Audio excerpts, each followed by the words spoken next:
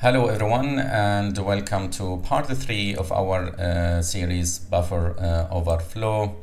In this video we will focus on shellcode.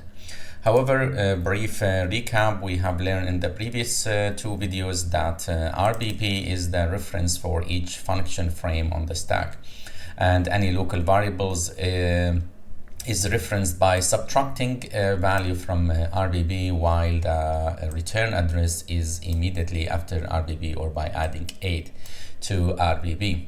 Also, we noticed in the previous videos we had a function that they call system bin.sh. Our scenario in this video that we don't have any function that called bin.sh. So the idea, let's see what can we do. By jumping to the C code, as you can see, it's really simple C code. I have only the main function to buffer 1 with 80 size and buffer 2 with 200, and then here I have a call to read. The read function receives 3 parameters. 0, this is the file descriptor, which indicate that this is the standard input. So what is received from the user will be stored in buffer 1. And here is the size, and let's say by mistake now buffer 2 size is used instead of buffer 1 size. And that will lead to a buffer overflow because buffer 1 is of 80 size, while here we are using 200 bytes. I should mention also that when I compile those C code, I always compile without any protection. The main idea now is to understand the basic, and maybe in a later video we see how also those protection can be bypassed. If I go to the shell, I type file, and here you see it's our firmware is ELF 64-bit architecture, and it's little Indian. And also, as we know now, whenever we see a binary that receive user input, we try to provide a very long string, and then we see that we get a segmentation fault, which indicates that might be a buffer overflow here. Okay, now let's go to the GDB. I will do something a little bit different in this video. We will debug while the program is running. Why? Actually, because when we debug inside the GDB, some environment variable and even the stack are different than when we debug outside the GDB. That's why sometimes the exploit, when you run it outside GDB, it will not work. So for this reason, what I will do here, I open 2 terminal. In the lower terminal, I will run FW, our firmware, and here in the upper terminal, I will look for, let's grep on FW, and you see this is the process ID of our firmware. So then I will attach gdb-p and then the process ID. And as you can see here, now we are inside GDB. So let's disassemble the main function as usual. Disassemble main, and this is our disassembled code. A little bit of analysis. Let's go here. As you know now, the first 2 lines is the function prologue. This is where we put RPP, the reference on the stack. Then here there is allocation of memory, 288 bytes. Then here is the call to printf, and the EDI register is used to pass the argument. Here, because read use 3 parameters, so we use EDI, RSI, and EDX. EDX, you see here, we moving in the value C8 to EDX. C8 actually is 200, which is that buffer 2 size here.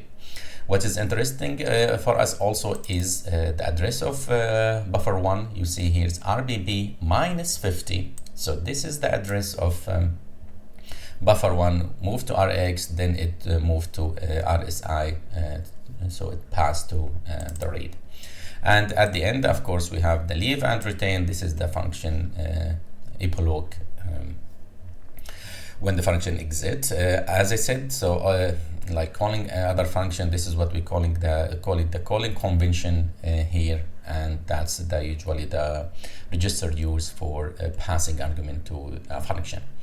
Okay, let's see that in action. We go back to our GDB here. First, I want to get the address stored in RBB, so I can type info register and RBB.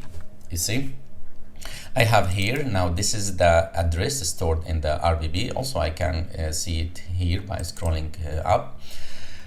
I have now the RBB. Let's see now the address of the return address. I will add 8 to RBB, and this is the address of return address, as you can see it here, and this is the value stored there. Now we want to get the address of our buffer. This is important for us. To do that, I will take a breakpoint exactly after the call to read. So breakpoint here. Now I will here in the lower terminal, let's provide 8 A's, 1, 2, 3, 4, 5, 6, 7, 8. And I will continue the execution because remember the program is running. So when I hit continue, okay, it stopped at our breakpoint. So let's analyze the stack exactly at our buffer, which is RBB minus 50. So as you can see here, this is our A's. It's stored in this address and with DE40. So here we see our A's, and we know now the buffer1 address, and we know it's linked 80. Let's get as well the address of buffer2, even though it's not relevant here, but just for completeness. So buffer2 is at this address. So now we have the addresses of RBB and the buffer1 and 2. Let's draw the stack. I already have prepared here, so let's see the stack here, and let's compare. So here RBB and with DE90. Then we have the next instruction at this address. Then we have the buffer1 RBB minus 50, exactly as you see it here. And then here we have the RBB minus 120 hex, which is the address of buffer2.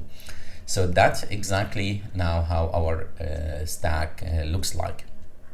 Okay, so let's now craft our payload.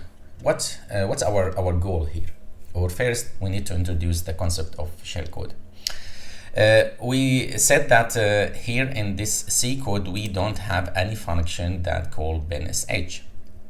And so the idea is that we will create our instructions that will force the program to call binsh. And that's exactly what shellcode is. It's a machine code instruction that call binsh.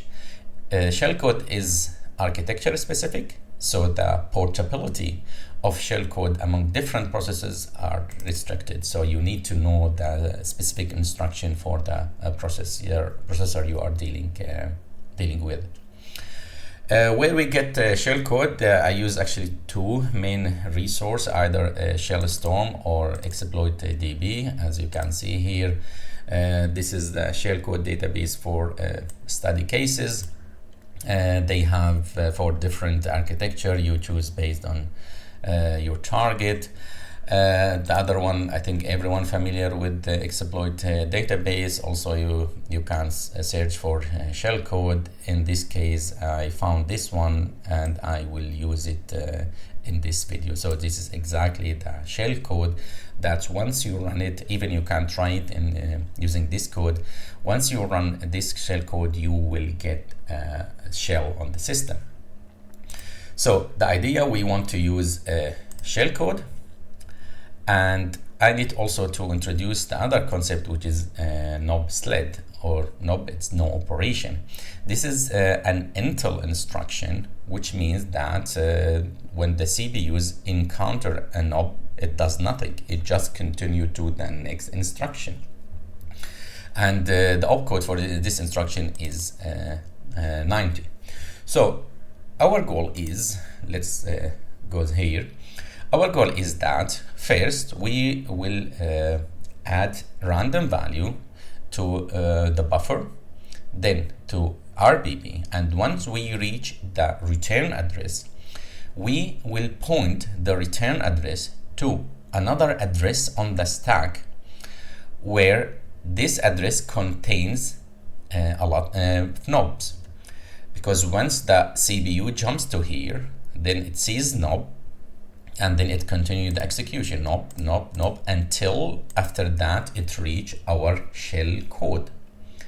Then start executing our shell code and fork or spawn a shell on the system. So this is the idea. Before, if you notice in the previous video, we used the return address to jump to address of another function that at that time that function called system binsh.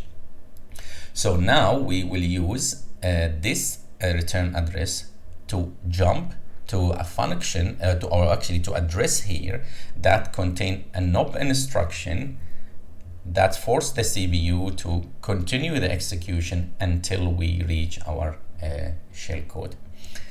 So this is the idea of why we use shellcode, how we use shellcode here. So to construct the payload, as you can see here, I have 80 of A, that will cover the buffer 1. Then I have 8 of B, this is for RBB. And then here for the jump address, what I did actually, I just took the address of RBB and I said, okay, let's add 20 hex, just random number. 20 hex, that give me the address end with DEB0, so this is the address. Then I added 64 of no instruction, no sled here. So just to make sure that when we jump to this address, there are a lot of knob here. So that's mean our payload is, as you can see here, I use Python, 8 A's, 8 B's, and here you see the address of that we want to jump to. And now you know why I'm using this way to write the address. So you see B0, B0, DE, DE. This is because it's Little Indian. Also, I should mention that there are a lot of tools which allow you or help you usually to pack those addresses. But if you are at the beginning of learning buffer overflow, I would recommend do everything by hand so you can see how everything is written in the memory and the tools come later. So this is the address we want to jump to. Then we have our knob sled. Then after that we have our shellcode. I will redirect this to payload pin, and this will be our payload. So I will quit from JDB here and let's create payload pin. Now I have it. As usual, if I did exactly like CAD payload and then try to redirect it or pipe it to our firmware, it will not work. But however, we can use the trick we learned from previous video. We can add a hyphen here, and now can you call binsh if I type ID, see what happened. Now we have a shell on the system. It's simple. Just once you know where to jump, what address you need to jump to, a safe address, and then you need a specific shell code for your architecture, and once the CPU jump here, you will get a shell on the system. I hope that you learned from this video. We will continue with our buffer flow for the next video, and thank you for watching. See you in the next video. Bye bye.